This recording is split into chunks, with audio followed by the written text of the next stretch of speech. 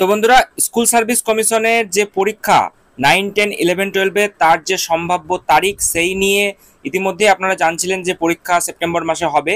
এই মুহূর্তে জানা যাচ্ছে কোন তারিখে নবম দশমের কোন তারিখে 9, 10 এর পরে 11, 12 যে পরীক্ষা তার যে তারিখ সেটা কিন্তু নোটিশ আকারে চলে এলো, এবং সেক্ষেত্রে এক্সামের জন্য কি কি প্রস্তুতি গ্রহণ সমস্ত কিছু ডিটেলস একটা নোটিশে বলা হয়েছে। সেই নোটিশে কি বিষয়বস্তু বলা হয়েছে চলুন এই ভিডিওর মাধ্যমে আমরা জেনে নেব। বন্ধুরা, আপনারা যারা আমাদের চ্যানেলের সাথে যুক্ত আছেন তারা জানেনই এই চ্যানেলের প্রত্যেকটা ভিডিও কিন্তু দরকারি, তাই কেউ এখনো যদি আমাদের চ্যানেলটা সাবস্ক্রাইব করে না থাকেন তাহলে অবশ্যই আমাদের চ্যানেলটা সাবস্ক্রাইব করতে ভুলবেন না, এবং পাশে থাকা বেল আইকনটি ক্লিক করে দেবেন যাতে নতুন আপডেট আসলে আপনার ফোনে পৌঁছে দিতে পারে। আমরা এই চ্যানেলে কিন্তু প্রত্যেকদিন নতুন নতুন লেটেস্ট আপডেট নিয়ে আসছি সরকারি এবং চাকরি রিলেটেড, তো তার জন্য অবশ্যই আমাদের চ্যানেলটা সাবস্ক্রাইব করে দেবেন এবং পাশে থাকা বেল আইকনটি ক্লিক করে অল নোটিফিকেশন। বন্ধুরা, ওয়েস্ট বেঙ্গল স্কুল সার্ভিস কমিশনের যে পরীক্ষা 9, 10 এবং 11, 12 লেভেলের যে পরীক্ষা তার সম্ভাব্য যে এক্সাম ডেট সেটা নিয়ে এই মুহূর্তে আপডেট বেরিয়ে এসেছে, এবং সেক্ষেত্রে যেটা জানা যাচ্ছে যে 18/7/2025 একটা মেমো নম্বর দিয়ে একটা অফিসিয়ালভাবে নোটিশ কিন্তু প্রকাশিত হয়েছে ইস্টার্ন রিজনে, এবং এক্সামিনেশনকে কেন্দ্র করে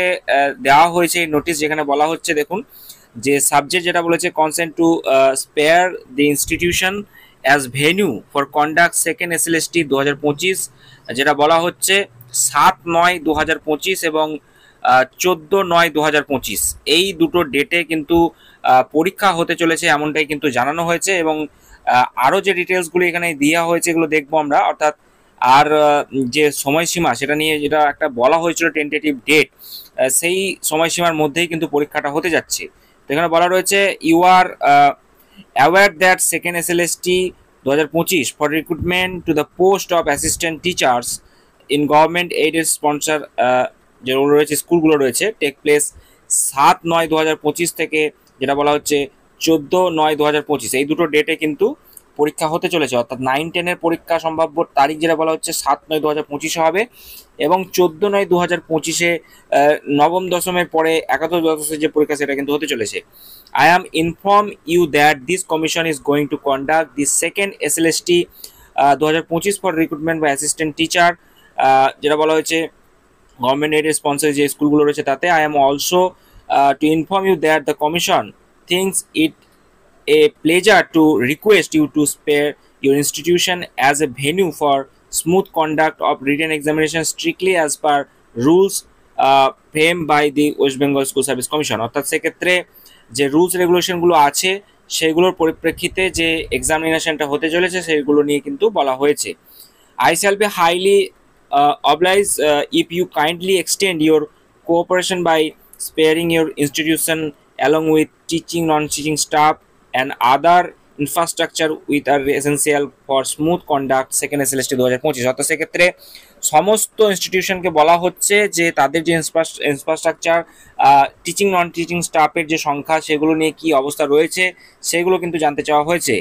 as proforma of consent of enclosure with a request to submit the same daily duly filled within, যেটা বলেছে 24 ঘন্টার মধ্যে কিন্তু এগুলো দিতে বলা হয়েছে, এবং সেক্ষেত্রে সফট কপির মধ্যে, ইমেলের মধ্যে, হার্ড কপির মধ্যে এগুলো কিন্তু দেওয়া হয়েছে।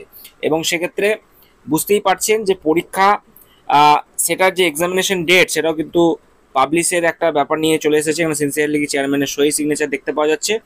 যদিও এই যেটা রয়েছে নোটিশ সেটা কিন্তু অফিসিয়াল ওয়েবসাইটে আমরা কিন্তু পাইনি, এটা ইস্টার্ন রিজিয়নের ওয়েস্ট বেঙ্গল স্কুল সার্ভিস কমিশনের সেখান থেকে কিন্তু তরফ থেকে জারি করা হয়েছে, এবং এখানে সম্ভাব্য যে তারিখটা সেটা কিন্তু মেনশন করা হয়েছে।